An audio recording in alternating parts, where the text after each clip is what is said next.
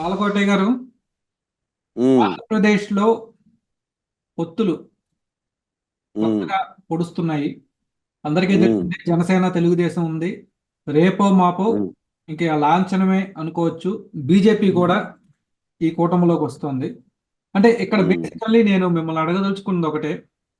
అసలు ఈ పొత్తు ప్రభావం తెలుగుదేశం మీద ఎలా ఉంటుందని నేను అడగను కానీ, ముఖ్యంగా దళిత గిరిజనులు కానివ్వండి, మైనారిటీలు, ముస్లిం క్రైస్తవులు కానివ్వండి, వీళ్ళ మీద ఎటువంటి ప్రభావం చూపించచ్చు సార్? అంటే మన ఈ పొత్తు వల్ల ఈ ఓటర్ ఎవరైతే ఉన్నారో, ఈ వర్గాలకు చెందిన ఓటర్లు ఎవరైతే ఉన్నారో, వారు ఎటువైపు ఎక్కువ మొగ్గు చూపే అవకాశం ఉందని మీరు భావిస్తున్నారు? కార్తీక్ గారు ధన్యవాదాలు. అది గట్టిగా అనరాదు, వేరొకరు వినరాదు. మా పరిస్థితి కూడా అదే కార్తీక్ గారు. ఉమ్. బలవంతమైన రాజు ఉన్నప్పుడు మిగిలిన రాజులంతా కూడా సామంతుల్లాగానే ఉండాలేమో. నేను ఢిల్లీ వెళ్ళాను 4 రోజుల పర్యటనలో భాగంగా. నేను, సిపిఐ రామకృష్ణ గారు, సిపిఎం శ్రీనివాసరావు గారు, ప్రత్యేక హోదా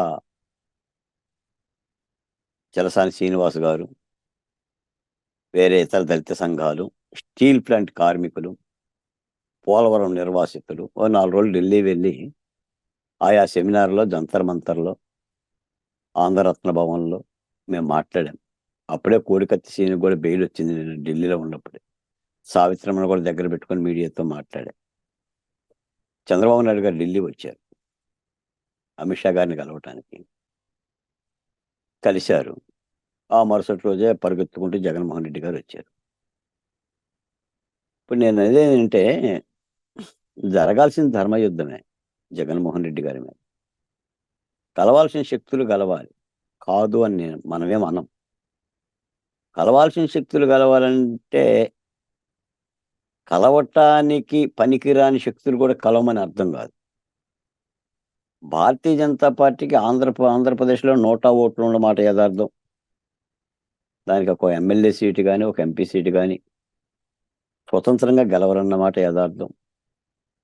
రెండోది, 10 ఏళ్లుగా విభజన తర్వాత 2014 నుంచి 2024 వరకు 10 ఏళ్లుగా ఉమ్మడి క్యాపిటల్ హైదరాబాద్ టైం కూడా అయిపోతుంది. ఇసుక పుల్ల పెడితే ఒట్టు ఆంధ్రప్రదేశ్లో. ఒక పుల్లంత మేలు కూడా చేయలేదండి. చెయ్యకపోగా అమరావతి విషయంలో కానీ, పోలవరం విషయంలో కానీ, ప్రత్యేక హోదా విషయంలో కానీ, విభజన హామీల విషయంలో కానీ పూర్తిగా అన్యాయమే చేసినవి తప్ప, మాట తప్పిందే తప్ప మోడీ గారు చేసింది అయితే ఏం లేదు. ఢిల్లీలో నేను ఒక మాట అన్నా. రాముడు అంటే అర్థం ఏంటండి కార్తీక్ గారు? రాముడు అంటే అర్థం ఏంటి? మిమ్మల్నే కార్తీక్ గారు, రాముడు అంటే అర్థం ఏంటి? రాముడు అంటే ఒక్క మాట ఒక్క బాణం అంటారు. ఎస్, మాట తప్పని వాడు రాముడు. తండ్రి మాట కోసం అడవులకు వెళ్ళిన వాడు రాముడు. మోడీ గారు ఏం చేశారు? బాలరాముణ్ణి ప్రతిష్ఠించారు. మోడీ గారిలో రాముడు ఆదర్శం కనిపిస్తుందా? బాలరాముని దేశాన్ని పరిచయం చేశాడు కానీ రాముని ఆదర్శం కానీ, రాముని మాట తప్పని వైఖరి కానీ కనిపిస్తుందా? ఏడుకొండల స్వామిగా తిరుపతిలో ఇచ్చిన ప్రత్యేక హోదా మాటే తప్పాడు. విభజన హామీలో తల్లిని చంపి బిడ్డను బతికిచ్చారని చెప్పేసని ఏవేవో చెప్పారు నంగనాసి దొంగబొర్రల్లాగా. రాజ్యసభలో వెంకయ్యనాయుడు గారి అరివేర భయంకరుడుగా 10 ఏళ్ళు ఇవ్వాలి అయిపోయింది వెంకయ్యనాయుడు గారి పని. ఉపరాష్ట్రపతి పదవి తీసుకున్నాడు, హ్యాపీగా లుంగి కట్టుకుని కూర్చుంటున్నాడు సభలో. ఆంధ్రులకు ద్రోహం చేసి అని గట్టిగా అనరాదు, వేరొకరు వినరాదు. ఎవరేం చేశారు చెప్పండి ఈ రాష్ట్రానికి? నిలువెల్లా భారతీయ జనతా పార్టీ ముంచింది. కాబట్టి తెలుగుదేశం పార్టీ మీద ఎంత ప్రేమ ఉన్నా ఆంధ్ర రాష్ట్ర ప్రజలకి తెలుగుదేశం పార్టీ అధికారంలోకి రావాలని కోరుకుంటున్నా భారతీయ జనతా పార్టీతో కలవటాన్ని ఆహ్వానించలేకపోతున్నారు. తద్వారా భారతీయ జనతా పార్టీతో కలవటం మూలాన ఆంధ్రప్రదేశ్లో మైనార్టీలు, ముఖ్యంగా క్రిస్టియన్లు, కాస్త కోస్త దళిత కులాలు కూడా ఇబ్బంది పడే పరిస్థితి, దూరం అయ్యే పరిస్థితి అనే ఒక భావం మీకే కాదు రాష్ట్ర వ్యాప్తంగా ఉంది. కాకపోతే చంద్రబాబు నాయుడు గారు ఆయన పరిస్థితి మరి అదేమో మనకు తెలియదు. కానీ పొత్తుకు స్వాగతం పలికే విధంగానే ఉంది. పొత్తు కన్ఫామ్ అవుతుంది. ఇవాళ కూడా అమిత్ షా గారు ఒక మాట అన్నారు, మా ఎన్డీఏలో మేము ఎవరిని దూరం చేసుకోము, పెద్ద ఎన్డీఏని నిర్మాణం చేస్తున్నాం, ఆయా రాష్ట్రాల పరిస్థితులకు అనుగుణంగా కొంతమంది దూరం అయ్యారు, త్వరలో మళ్ళీ కలుస్తారు అని అన్నారు. అంటే చక్కగా తెలుగుదేశం పార్టీని ఉద్దేశించి సఖ్యత కుదిరింది.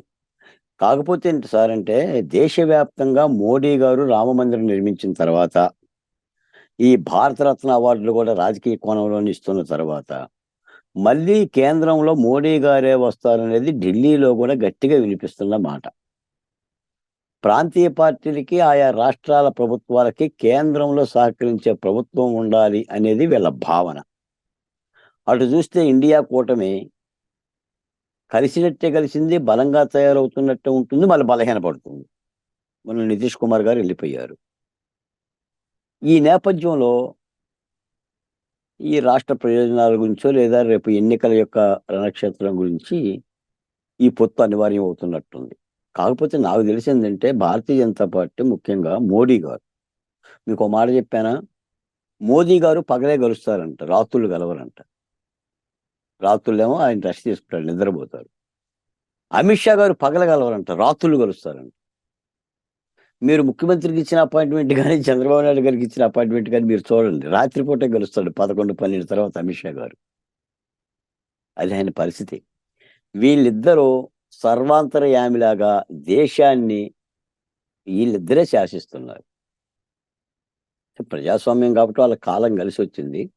ఆ ప్రక్రియలో రేపొద్దున తెలుగుదేశం, జనసేన, భారతీయ జనతా పార్టీ ఒక కూటమిగాను, కాంగ్రెస్, సిపిఐ, సిపిఎం ఇతర పార్టీలు మరో కూటమిగాను, వైసీపీ ఒక కూటమిగాను త్రిశూల పథకం అమలు జరగబోతుంది. మనం ఏదైతే ఓటు చేరకూడదు అని మనం అంటున్నామో, ఆ ఓటు చీలే ప్రమాదం కూడా ఏమన్నా ఉందేమో అనేది మా లాంటి వాళ్ళ ఆందోళన. సరే, తెలుగుదేశం పార్టీ ఏంటంటే షర్మిల రాగతో జగనన్న ఓట్లు చీలుతాయి అనేది వాళ్ళ భావన. జగనన్న ఓట్లు ఒకటే చీలుతాయా, ప్రభుత్వ వ్యతిరేక ఓటు ఏమైనా చేరదా అనేది చూడాలి. పైగా ఇప్పటి వరకు ఈ పొత్తుల విషయం వచ్చే జనసేన తెలుగుదేశం పార్టీ పొత్తే ఇంకా తేళ్ళ. పొత్తు పెట్టుకున్న 150 రోజులైంది, సీట్లు తేళ్ళ. ఏందో చర్చోపచర్చలు. మరి ఇది రాజకీయాల్లో మరి అనివార్యమో ఏమో నాకు తెలియదు, కానీ ప్రజల్లో మాత్రం పలసన పడుతున్నారు. అంటే వరిరామ జోగయ్య వచ్చేసి 50 సీట్లు వాళ్ళని ఒక లిస్ట్ ఇవ్వటం, ఆ ముద్రగడ పద్మనాభం బయలుదేరిపోయి ఏదేదో చేయటం. అంటే స్మెల్ వస్తుందండి, క్యాస్ట్ స్మెల్ వస్తుంది రాజకీయాల్లో. కుల కంపు కొడుతుంది. కుల కంపు కరెక్ట్ కాదండి. ఏ కులానికైనా సరే కులాలంటే గౌరవించాలి, కులాల ఆత్మగౌరవాన్ని గౌరవించాలి, కులాల అభివృద్ధిని గౌరవిస్తాం తప్ప రాజకీయ పార్టీలకి ఒక కులం కంపు రాకూడదు. వస్తే కొట్టేస్తుంది. మనం ఎన్నిసార్లు చెప్పాను సార్, నేను మీకే చెప్పాను కదా, అధికార పార్టీ నా ఎస్సీ, నా ఎస్టీ, నా బీసీ, నా మైనార్టీ అని నిందిస్తుందయ్యా. ఆయన చేసింది మోసమైనా, చేసింది హత్యలైనా, చేసింది సంహారం అయినా కూడా ఆ నినాదాన్ని చేసి పోతున్నాడయ్యా. మీరు కూడా ఆ మాట అనండియ్యా అంటే వీళ్ళు అదేమంటారా, వీళ్ళు నా కాపు అంటున్నారు. ఇంకేముంటుంది? ఆ జనసేనలో ఒక దళితుడు కనబడ్డాడు. నేను అంటున్నాను కాదు, యథార్థవాది లోక విరోధి అంటారు. మళ్ళీ నేను ఇట్లా మాట్లాడితే లోక విరోధిని అవుతా. పవన్ కళ్యాణ్ పక్కన ఒక దళితుడిని చూపించండి, ఒక్క దళిత నాయకుడిని. ఆ తెలుగుదేశంలో అన్నా కూడా పాత దళితులు ఉన్నారు. అంటే డక్అవుట్ అయిన బ్యాట్స్మెన్లు అయినా ఉన్నారు, ఆల్రెడీ డక్అవుట్స్ వాళ్ళే. తెలుగుదేశంలో పార్టీ కూడా నేను అనకూడదు, కానీ చెప్పండి సమర్థవంతమైన దళిత నాయకుల్ని కానీ ఎస్సీ ఎస్టీ నాయకుల్ని ఇదిగో అని. అంటే మరి బాధే కార్తీక్ గారు, మీరు అడుగుతున్నారు కాబట్టి నేను చెప్పక తప్పడం లేదు. ఆ విధంగా ఇలా మాట్లాడటం కూడా తెలుగుదేశం వాళ్ళు కానీ జనసేన వాళ్ళు కానీ వాళ్ళు ఆస్వాదించరు, స్వీకరించరు. ఈ బాలకోట ఏంటి మాట్లాడతాడు అని అంటారు. కానీ మరి ఎలా రాష్ట్రాన్ని కాపాడుకుంటారు? ఎదుటివాడు చేస్తున్న యుద్ధం ఏంటి, మనం చేస్తున్న యుద్ధం ఏంటి? ఈ రోజున భారతీయ జనతా పార్టీ కలుస్తుంది. పోనీ తేల్చారా? ఇంకా దాల్సలా దాచిపెట్టారు. ఎప్పుడు తెలుస్తారు? 50 రోజుల్లో ఎన్నికలు పెట్టుకుని ఒక సీటు ప్రకటించలేదు కార్తీక్ గారు. ప్రతిపక్ష పార్టీలు 3 సీట్లు ప్రకటించేశాడు ముఖ్యమంత్రి గారు. ఆల్రెడీ వాళ్ళు గ్రౌండ్ లెవెల్లో వర్క్లో ఉండారండి. మంచి వచ్చాడో గ్రౌండ్ లెవెల్లో వర్క్లో ఉన్నారు. తెలుగుదేశం వాళ్ళు ఒక్కడ వర్క్లో లేడండి. 50 రోజుల్లో ఎన్నికలు ఉన్నాయి. ఓ చంద్రబాబు నాయుడు గారు, భువనేశ్వరీదేవి, లోకేష్ గారు సభలు పెడితే సరిపోతుందా? ఆ నిలబడే అభ్యర్థులు ప్రజలకు అక్కర్లేదా? వాళ్ళు చూడొద్దా వాళ్ళ ముఖాలు? ఎవరు నా నియోజకవర్గంలో నిలబడుతున్న క్యాండిడేట్ని చూడొద్దండి? అది పని చేసుకోవద్దా? నేను అంటున్నానని కాదు. అంటే నేనని అంటే మళ్ళీ లోపం జరిగితే ఏముంది సార్ రాజకీయాల్లో? ప్రధానమైన లోపాలు 1, 2 జరిగితే ఓడలు బళ్ళు, బళ్ళు ఓడలు అవుతుంది. 2009లో రాజశేఖర రెడ్డి గారు ఓడిపోతారని చెప్పి అందరం అనుకున్నాం. మీరు అనుకున్నారు, నేను అనుకున్నా. ఏమైంది? తెలంగాణ ఎన్నికల ప్రచారంలో తెలంగాణ కావాలన్నాడు. ఆంధ్రప్రదేశ్ ఎన్నికల్లోనే పాస్పోర్ట్ కావాలన్నాడు. వెంటనే ఏమైంది? 156 అసెంబ్లీ నియోజకవర్గాలతో మళ్ళీ రాజశేఖర రెడ్డి గారే అత్యసరితో అధికారంలోకి వచ్చాడు. దాని మూలన ఏమైంది? రాష్ట్ర విభజనకు గురైంది. చెబుతూ ఏదో పిఆర్పి ఓట్లు గెలిచింది, లోక్సత్తా ఓట్లు గెలిచింది, చీలుస్తుంది. లోక్సత్తా చీలుస్తుంది, పిఆర్పి చీలుస్తుంది. రేపు కాంగ్రెస్ పార్టీ చేస్తుందా? సిపిఐ సిపిఎం పార్టీలు ఎంత కొంత 4 సంవత్సరాలుగా ప్రజా ఉద్యమాల్లో ఉన్నారు. వాళ్ళు పూసిక పొలాలకు తీసి అవతలేశారు వాళ్ళని. వాళ్ళు చేస్తారా? మరి ఆ ఓటు ఎవరిది? ఇక్కడ అధికార పార్టీకి ప్రతిపక్ష పార్టీలకి జయాపజయాల్లో ఉండేది 5%, 3%, 2%. నీకేమన్నా 20%, 25% ఉంటాయా ఏంటి? ఉండవు కదా. మరి ఏది? ఇప్పుడు ఈ రోజున భారతీయ జనతా పార్టీని కలుపుతున్నారు. మరి వ్యతిరేకత ఉంది. అది వ్యతిరేకత ఎట్ట పోగొడతారు? ఎవరు బాధ్యత పడతారు? అదేమంటే కలవక తప్పదంటారు. పోల్ మేనేజ్మెంట్ అవసరం అంట. లేకపోతే పోల్ మేనేజ్మెంట్కి మోడీ గారు భంగం చేస్తారంట. అంటే ప్రజాస్వామ్యంలో బెదిరిస్తారా? అంటే నాతో పొత్తు పెట్టుకోకపోతే ఈవీఎం మిషన్లు మసలం పెడతామంటారా ఏంటి? లేదా దొంగ ఈవీఎం మిషన్లు పెడతారా? లేదా ఎన్నికల కమిషన్ చేతిలో పెట్టుకుంటాం? ఇదే కదా వ్యవస్థను వాడుకోవటం అంటే. నాకు ఒక చిన్న వాడి అనుమానం వ్యవస్థను వాడుకోండి. నాకు ఒక చిన్న అనుమానం. భారతీయ జనతా పార్టీతో పొత్తు పెట్టుకున్నారు సరే, కానీ భారతీయ జనతా పార్టీ సహకరిస్తుందని గ్యారంటీ ఉందా? No guarantee. He is a monarch. Bharatiya Janata Party దేశంలో క్రొకడైల్ అండి. కేంద్ర ప్రభుత్వం సహకరిస్తారు గ్యారెంటీ ఉంది. రాముడి మాటకే దిక్కులేదు సార్. ఇంకా పొత్తు మాటకు ఒక దిక్కు ఉందా? నేను రాముడి గురించే మాట్లాడా. మీకు మాట చెప్పాను సార్. అయోధ్యలో 500 సంవత్సరాల క్రితం జరిగిన తవ్వకాలను తీసి రాముణ్ణి ప్రతిష్ఠించి రాముణ్ణి దేశానికి పరిచయం చేస్తే మోడీ గారు, భారత రాజ్యాంగ నిర్మాత డాక్టర్ బిఆర్ అంబేద్కర్ ఒక ప్రజాస్వామిక హక్కుల వేదికగా జంతర్ మంతర్లో హక్కుల ఉద్యమం కోసం ఒక జంతర్ మంతర్ని ఏర్పాటు చేశాడు. దేశంలోని 28 రాష్ట్రాల నుంచి జంతర్ మంతర్కు వస్తున్నారు ప్రజలు, బాధితులు. వాళ్ళ యొక్క డిమాండ్స్ గురించి నినదిస్తున్నారు.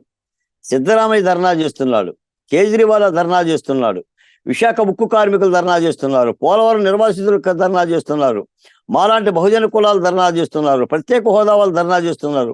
ఒక ప్రజాస్వామిక దృక్పథం జంతర్ మంతర్ అంతా కూడా ఒక పోరాట వేదికలా కనిపించింది. నాకు తెలిసి అయోధ్య రాముడి కంటే జంతర్ మంతర్ ఒక ప్రజాస్వామిక భూమికలా కనిపించింది. అదే పరిస్థితి. అందరిని అదిమిచ్చేస్తున్నారు. పెద్ద ఎత్తున పోలీసు బలగాలు, వాళ్ళ కాదని ఏదీ లేదు.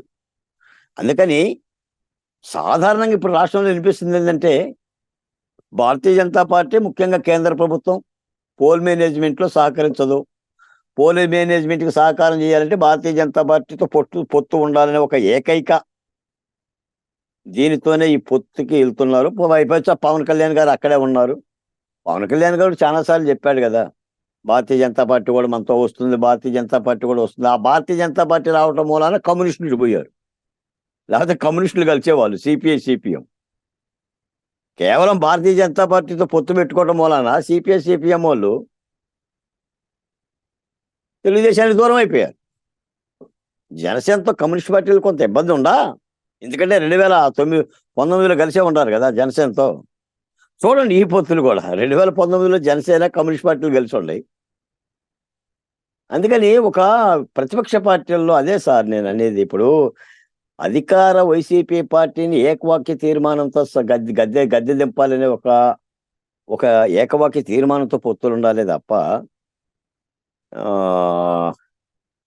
వేరే విధమైన పొత్తులు కానీ చేసుకుంటే రేపు పొద్దున జగన్మోహన్ రెడ్డి కూడా వీటన్ని ప్రచారం చేస్తాడు. రేపు పొద్దున అతను ఎన్ని ప్రజల్లోకి తీసుకెళ్తాడు. అతను ఎందుకు గెలిచారు, ఎలా గెలిచారు, ఇవన్నీ కూడా తీసుకెళ్తారు. ఇప్పుడు ప్రజలు ఏముంది సార్, దాదాపు 60% ప్రజలు నిరక్షరాస్యులే ఉంటారు ఎప్పటికీ దేశంలో. ఇప్పుడు మీలాంటి వాళ్ళకి నాలాంటి వాళ్ళకంటే అవగాహన ఉంటుంది. వాళ్ళకి ఏముంటుంది సార్, వాళ్ళ చేతికొచ్చి అమ్మఒడిని చూసుకుంటారు, వాళ్ళ చేతికొచ్చి ఆటో డ్రైవర్ డబ్బులు చూసుకుంటారు. ఏం చూసుకుంటారు చెప్పండి? ఈ రాష్ట్రానికి అప్పుల గురించి వాళ్ళు ఏం మాట్లాడతారు? ఇసుక అమ్ముకుంటున్నారా, మద్యం అమ్ముకుంటున్నారా అని.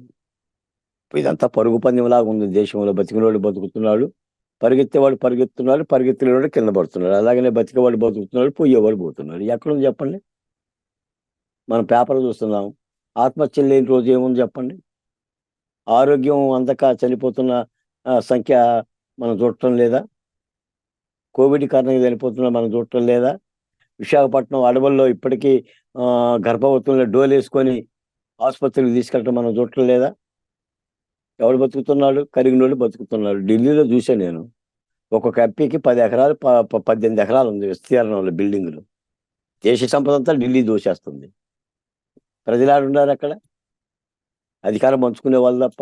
ఓ రాజవిలాసాలు, రాజదర్పాలు, జిగేలు అనే కాంతులు. ఏముంది చెప్పండి? ఏముందండి ఈ దేశం? కవి అన్నట్టుగా పల్లె తెమ్మంటుంది, పల్లె రమ్మంటుంది, పట్టణం తెమ్మంటుంది అన్నట్టుగా ఉంది. 28 రాష్ట్రాల సంపద అంతా కూడా దేశంలో కుదేలుగా అనుభవించేస్తున్నారు. పోలీసు బలగాలను పెంచుకోవడం తప్ప, రక్షణ బలగాలను పెంచుకోవడం తప్ప దేశానికి చేసిందే ఉంది సార్. నా మాట చెప్తాను. నిజంగా దేశానికి కనుక చేస్తే దేశం 72 సంవత్సరాలుగా భారత ప్రజాస్వామిక దేశం ఇంకా పేద దేశంగా ఎందుకుంటుంది? భారతదేశం పేద దేశమా, పేదలు ఉన్న దేశమా? భారతదేశం పేద దేశం కాదు, పేదలు ఉన్న దేశం. మీకు ఒక లెక్క చెప్తా. ఏ రాష్ట్ర బడ్జెట్ అయినా కూడా ఏడాదికి 3 లక్షల కోట్లు. ఆంధ్రప్రదేశ్ బడ్జెట్ నిన్న 2,80,000 కోట్లు.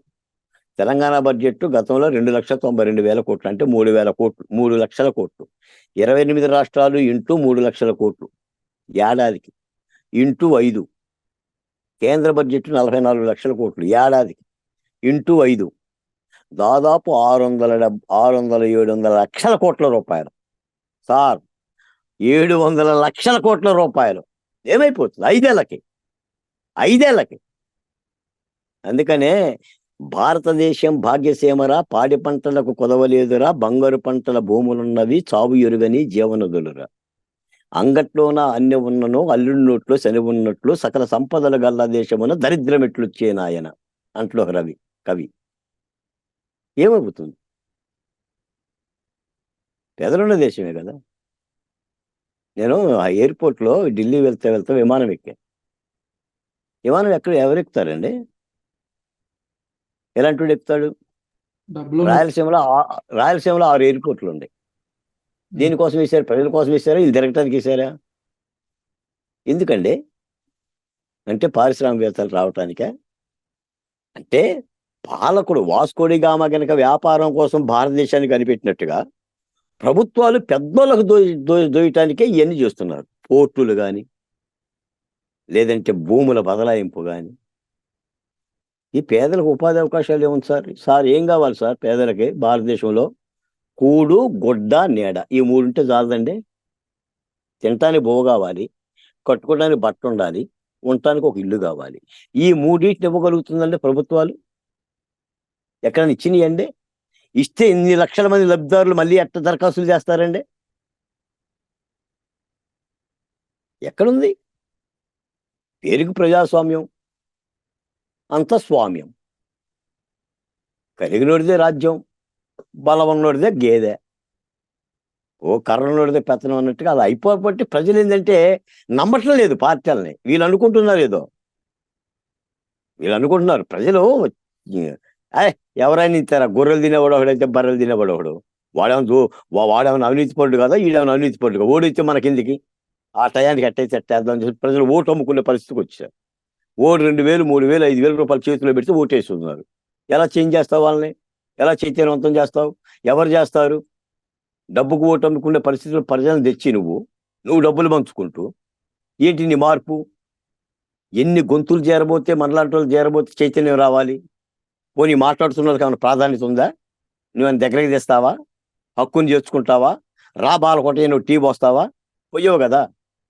నీకు కులం కావాలి, నీకు మతం కావాలి, నీకు డబ్బు కావాలి. ఆ డబ్బు ఉన్న వాళ్ళే పక్కకు తెస్తావు. ఏముంటుంది చెప్పండి? రాజకీయ పార్టీలు కూడా విశ్వసనీయత చూస్తున్నాను రోజు పేపర్లో.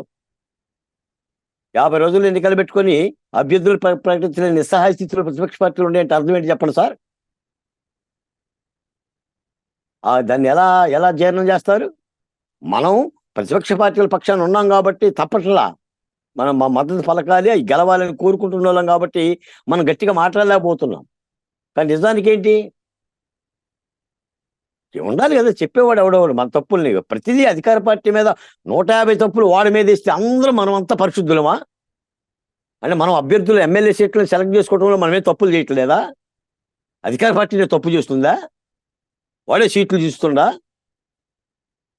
నువ్వే కొత్త వారికి అవగాహనిస్తున్నావు, ఏ కొత్త నెత్తును ఆహ్వానిస్తున్నావు, ఏ దమ్మున్న నువ్వు ఆహ్వానిస్తున్నావు. వాడు సూట్ కేసులు తీసుకుంటున్నాడు, మరి మనం ఏం చేస్తున్నాం? ప్రజలకు తెలియదా? లేదా మనబోటి వాళ్ళకి తెలియదా? మీకు తెలియదా? ఇప్పుడు కడుపు చించుకుంటే కాళ్ళ దగ్గర పడుతుందని ఇలా మాట్లాడితే నన్ను సత్యకామ జాబాలంటారు. మాట్లాడకూడదు ఒక విధంగా చెప్పాలంటే, మరి బాధాకరమే. కానీ రాష్ట్రం కాపాడుకోవాలి. రాష్ట్రం కాపాడుకోవాలంటే ఖచ్చితంగా 24లో వైసీపీ ప్రభుత్వం దించాలి కాబట్టి జాగరూకతగా ఉండమని చెప్తున్నాను నేను. అంతే తప్ప నాకేం ప్రతిపక్ష పార్టీల మీద ప్రేమ లేక కాదు, లౌక్యం లేక కాదు, అభిమానం లేకుండా అసలు ప్రతిపక్ష పార్టీలు కలిసికట్టుగా రమ్మనేది మేము. ఆఖరికి భారతీయ జనతా పార్టీ తెలుగుదేశంతో కలుస్తున్నా కూడా ఇట్ట మూసుకొని ఉంటున్నాం మేము. ఇష్టం ఉండా లేకపోయినా పెద్ద ఆయన మీద భారం వేసి, ఆయన మీద కాడిబరి వేసి, ఆయన తీసుకునే నిర్ణయానికి శిరోధార్యం అంటూ అలాగనే ఉంటున్నాం. చేయగలిగింది ఏమి లేదు. ముందు ఈ రాష్ట్రంలో అధికారం మారాలి. ఇది పరిస్థితి కార్తీక్ గారు. ధన్యవాదాలు సార్ బాలకోటయ్య గారు.